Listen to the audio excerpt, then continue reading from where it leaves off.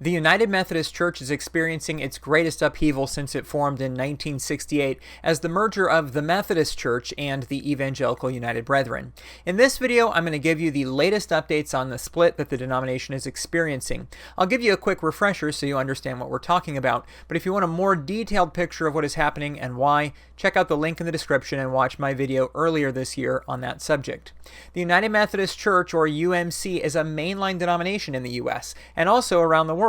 Some denominations, like the Southern Baptist Convention, are just in the United States, but the UMC isn't. Churches worldwide can influence the decisions made at the general conferences. A special conference was called in 2019 over the issue of homosexuality, and although the majority of U.S. churches wanted to change the existing UMC position, stating that the practice of homosexuality is incompatible with Christian teaching, the vote of the worldwide church decided to leave it in. However, although this is the official position, many of the bishops of the church and annual conferences, which are like regions, have not been enforcing the position. In the end, because of this issue and others like the view of the authority of the Bible, a large number of UMC churches, often called the traditionalists, decided they wanted to leave. And the 2019 special conference also passed a rule that allows them to do so relatively simply until the end of 2023 and keep their property. Now, when I say a large number of UMC churches wanted to leave, it's all relative. The UMC is the largest mainline Protestant denomination in the USA and the third largest religious group altogether after the Catholic Church and Southern Baptist Convention. It's definitely a minority that want to leave, but when you're as big as the UMC, even a minority can be pretty big. In the U.S. in 2020, there were 30,543 congregations in the United Methodist Church, and last year alone, over 1,800 of them left. In April of this year, 264 churches in the Holston Conference in East Tennessee and Virginia left, 30% of the conference's congregations. 55 in Oklahoma left, and on May 14, 67 churches left the Arkansas Conference.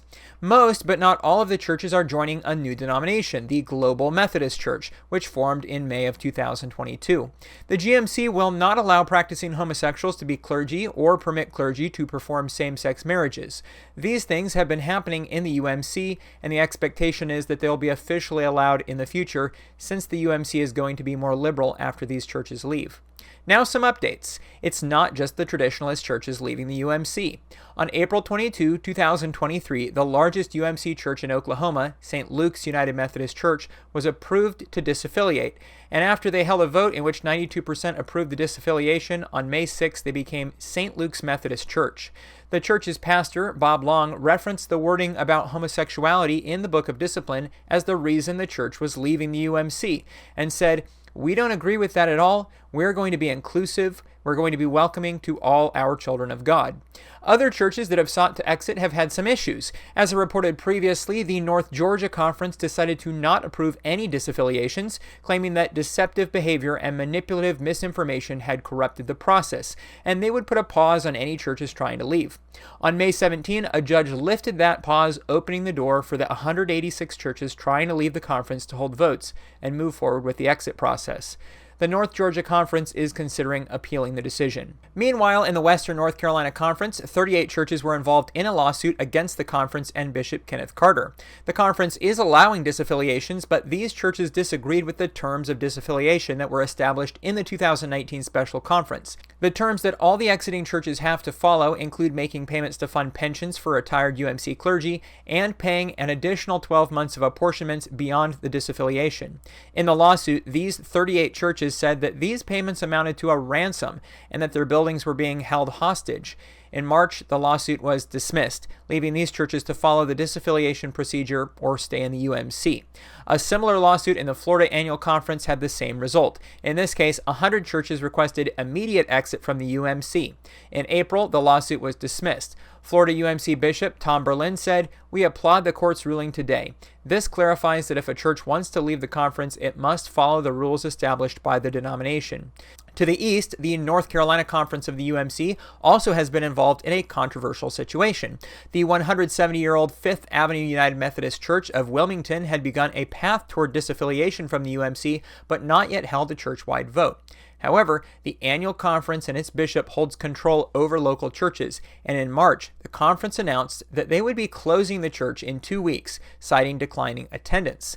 The members of the local congregation had the church shuttered and the property taken by the denomination, leaving them without a place to meet, and technically without any existence at all. Google shows the church now as permanently closed. The church announced in a press release, on Monday, March 27, 2023, the North Carolina Conference arm of the United Methodist Church denomination announced through various local media the closure of Wilmington's historic Fifth Avenue United Methodist Church. What was not made clear or shared was that the local church leaders and parishioners of Fifth Avenue were completely blindsided by the closure, having only been informed the night before during what was expected to be an informational session scheduled by the district superintendent. The local church's members were led to believe the informational session Sunday evening had been scheduled by the district superintendent as a part of an authorized disaffiliation process sanctioned by the United Methodist Church. Instead, the members were informed that the local church was closed, effectively ending Fifth Avenue's opportunity to disaffiliate. Interestingly, the district superintendent was accompanied by the UMC bishop of the North Carolina Conference at the Sunday night session. Fifth Avenue never asked for, agreed to, or wanted the closure, nor were its members ever given a chance to participate in the decision to close the church down. Its members are devastated and brokenhearted by the closure which has been forced upon them. The situation was mirrored in the East Ohio Conference, where Struthers United Methodist Church has been told that it too needs to close. The UMC requires churches to send money for denominational support, and the small congregation of a few dozen people had fallen behind on their payments last year. After hearing that they were going to be involuntarily shut down, the congregation held a vote where they chose to remain open, but according to the UMC, that's not their decision. May 21st was their last church service. The pastor, Douglas Theobald, said to the Christian Post, "I believe this is not right. This is a small church that continues to serve the members and the community. It will never be a large church as the community is only around 10,000. This whole process, which it never was unfair. The church was misled in that the process would result in closure." One of the things that has made the controversy in the UMC confusing is the inconsistency between conferences. The UMC website has an article titled, "What is the church's position on homosexuality?" which says in part, "The United Methodist Church supports laws that define marriage as the union of one man and one woman. Pastors may not be self-avowed practicing homosexuals and may not conduct ceremonies that celebrate same-sex weddings or unions. Such ceremonies also may not be held on church property." However, Reverend Andy Oliver at Allendale United Methodist Church in St. Petersburg, Florida, officiated at the wedding of 2 women members of his church in March 2019. Although a formal complaint was lodged, Oliver is still an ordained UMC clergy person and the pastor of the church today. The church's website says, "We, the people of Allendale United Methodist Church of St. Petersburg, Florida, commit to support and celebrate same-sex marriages. We believe that banning same-sex marriage is inconsistent with Christ's teaching and the Constitution of the United Methodist Church. We are called upon to use the freedom and power God gives us to resist evil, injustice, and oppression in whatever forms they present themselves. We fully recognize and assume the risks associated with these commitments. Our sanctuary is open for all to make a commitment of love and fidelity through Christian marriage." While Oliver continues his ministry after performing a same-sex marriage, in January 2023 in Mississippi, Reverend Elizabeth Davidson and Reverend Paige Swaim Presley performed a marriage of 2 non-binary people, and after a complaint was filed, Bishop Sharma Lewis requested that the 2 surrender their clergy credentials or they would be put on involuntary leave of absence without pay and face a church trial. Religion News Service says in their article on the matter, Swaim Presley and Davidson say the Book of Discipline is silent on the topic of weddings between 2 non-binary people. The cases in Florida and Mississippi show that although the Book of Discipline is the same across annual conference boundaries, the way it is applied and enforced is not. So churches continue to leave. But not everyone is happy when their church votes to leave. In many cases, the vote may just barely surpass the 2/3 threshold, leaving 1/3 or 1/4 of the congregation that wants to stay in the UMC.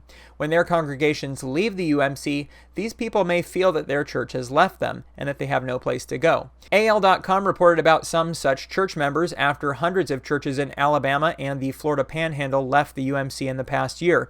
If there's no other UMC church in town, what options do these individuals have to stay UMC?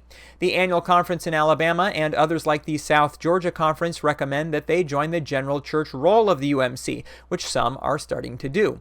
This means an individual is a member of the denomination even if there's no congregation for them to attend. But the UMC has also become active in starting new churches to replace the ones that have disaffiliated.